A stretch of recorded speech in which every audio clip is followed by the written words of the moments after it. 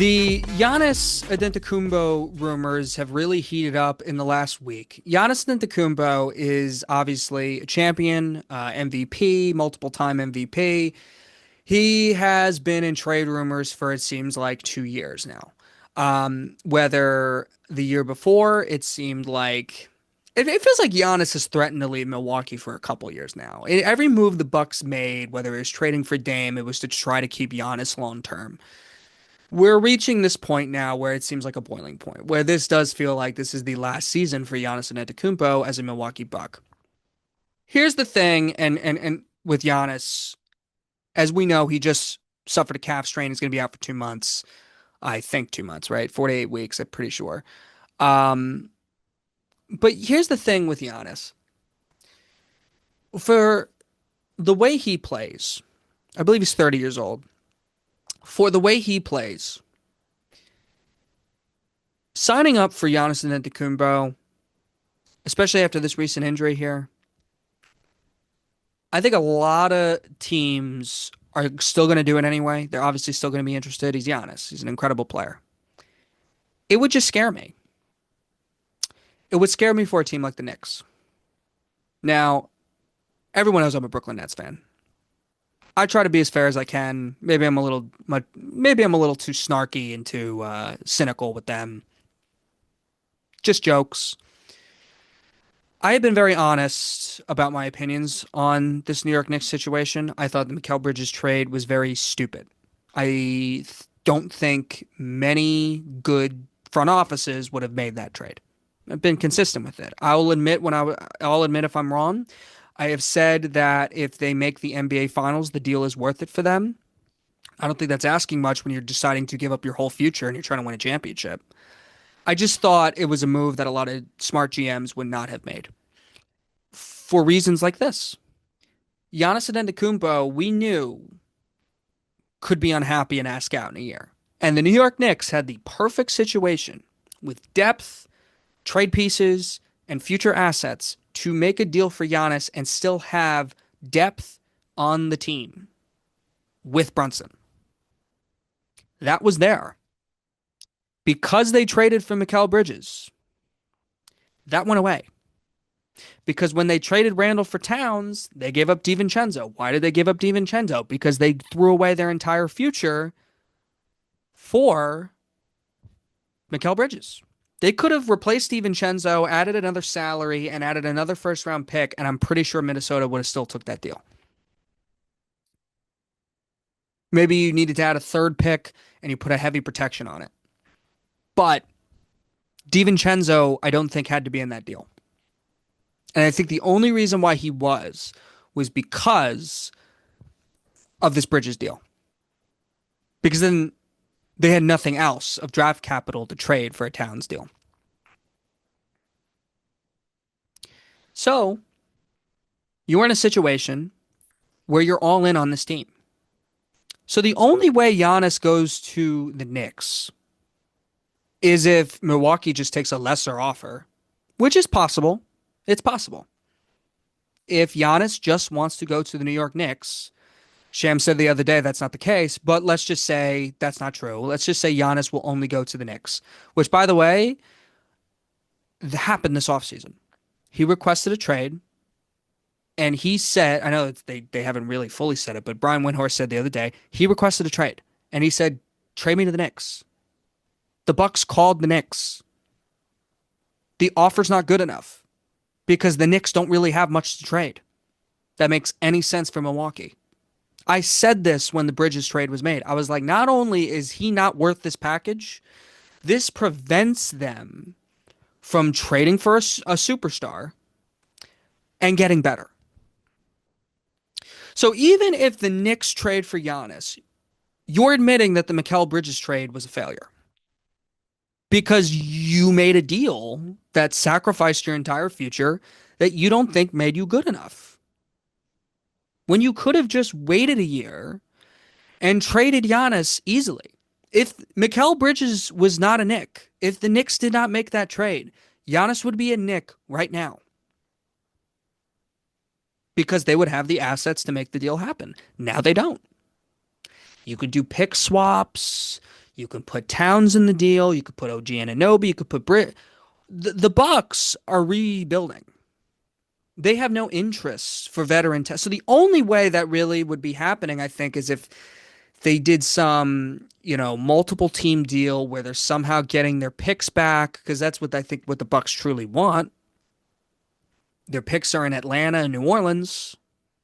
I think Atlanta becomes an interesting team here. Is Atlanta or New Orleans going to take one of those Knicks players in a trade? And then maybe Milwaukee gets their picks back in return? Maybe. I have no idea. All I know is that the Knicks have to make the finals this season because next year the East is going to get better. So if the Knicks don't make the finals this year, ideally, how are you making it next year? And we've seen the Knicks. And people are going to be like, well, you're just hating on the Knicks because you're a Knicks hater. I have said this. I thought what Leon Rose was doing up until this Bridges move was brilliant. I thought it was brilliant. They were flexible. They were really good right away. They had a great culture. They had a really good coach. They had their star loved the coach. They fired the coach the next year because they went all in and they weren't as good as maybe they thought they were going to be. Why weren't they as good as they thought they were going to be? Because Mikal Bridges was not worth that offer. I understand he made a couple big plays in that Celtics series. If you ask me, the reason why the Knicks won that series is because Boston played two of the most embarrassing fourth quarters I've ever seen in NBA history in games one and game two. Notice how I didn't say the Tatum injury, which obviously sealed the deal, but that's not the reason I thought that. I thought the Celtics just played two of the dumbest fourth quarters. Is that the Knicks' fault? No, it's not their fault. But if you play that series 9 times out of 10, the Celtics win, if you ask me. And the Celtics will be back next year. They'll probably be better. The Pacers are going to be back next year. They're going to get a top 5 pick. These are things to where the Knicks have to make the finals this year. Also, if you make a mid-season trade like that, that's crazy. Here's the other thing that Knicks fans need to realize. It's why I wonder if trading for Giannis Antetokounmpo is even beneficial to them. In order to make that trade happen, even if the Bucks make that deal, Giannis Antetokounmpo, Jalen Brunson, and pick one of OG, Bridges, or Towns is the team, and then it's nothing, pretty much. That's pretty much it. It's a thin roster, which means if something happens to one of these guys, maybe not even one of the stars, maybe even some other important role player, they're not going to be good enough to beat an Oklahoma City Thunder team or probably a Denver Nugget team or a Pacer team or Celtic team. Here's another thing that needs to be said about Giannis. If you take away that year where he won the championship, and I get it, it's a championship season, not taking away what he did. But let's be honest here. They were getting their ass handed to them by the big three Nets before two of those guys got hurt. So, take away that season. What has Giannis done in the playoffs? Disappointing exit against the Toronto Raptors after being up 2-0 in that series. Disappointing series in the bubble versus the Heat. I think the one series you could point to where it wasn't so disappointing and I think he had bad luck was that Celtics series where he didn't have Middleton. He was up 3-2 in that series, if I remember correctly. The next season, hurt, lost to Miami, but he played in those final games. Next season, hurt, lost to the Pacers. Last year, lost to the Pacers. Is a team of Giannis and Brunson with not much else good enough to win? I would tell you no. That's what I would say.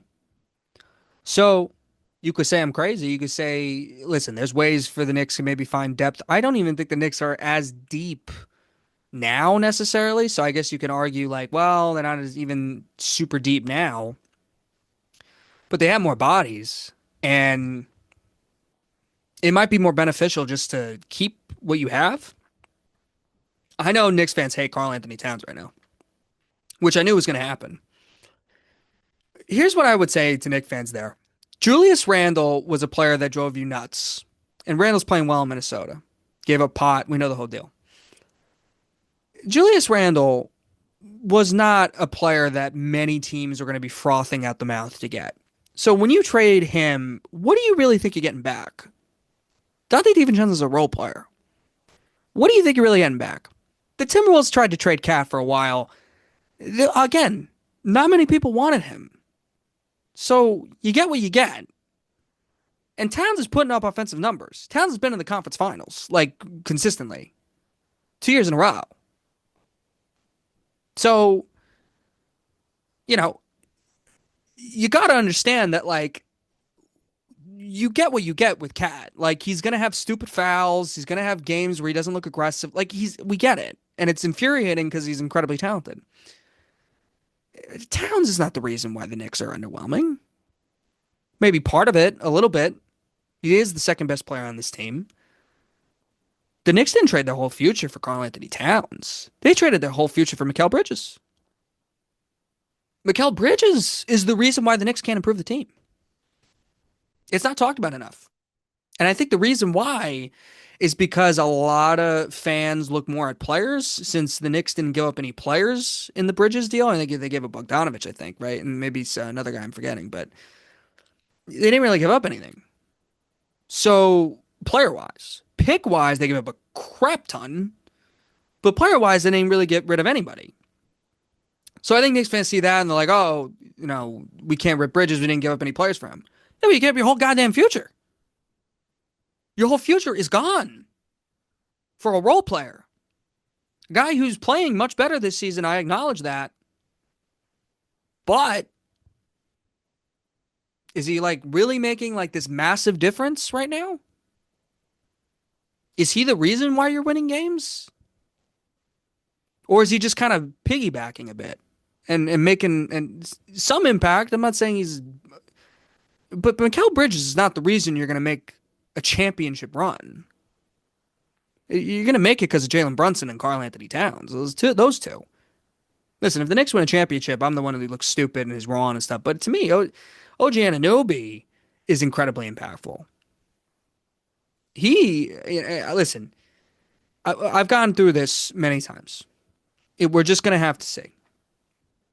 You know, in my opinion, if the Knicks make the finals this year, it's a win-win deal for both teams, the Brooklyn Nets and the New York Knicks. I still think the Brooklyn Nets can get a lot from that trade, even if, say, the Knicks make the finals, for example.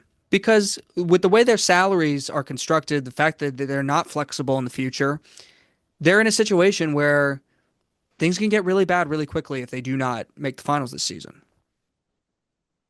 I think a lot of people think they're going to be good for the rest of the decade. That's not really how it works, especially with the new CBA, where it's hard to keep these nucleuses with big contracts. Just being honest here. So if the New York Knicks trade for Giannis, that might be the move because they may not have a choice. They may disappoint this season. They may have just go all in and try anything.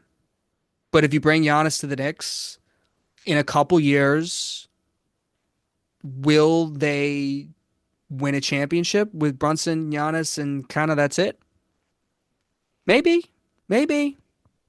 If we're looking at the history or this decade of how teams are winning championships, that's not the way they're building their teams, though.